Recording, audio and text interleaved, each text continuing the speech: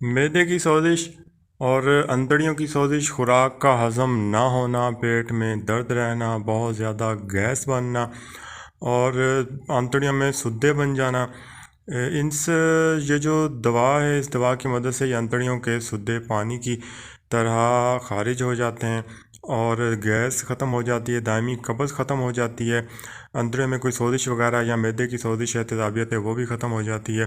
इन चीज़ों की एक बड़ी वजह यह है कि हम पानी बहुत कम इस्तेमाल करते हैं। हमने पानी ज़्यादा इस्तेमाल करना है और इसके साथ इस दवा का इस्तेमाल करना भी आपने क्या करना है कि सकमूनिया विलायती 1 तोला, मगज़ बादाम कशर 1 छटाक, गुलकंद गुलाब देसी 1 पाव।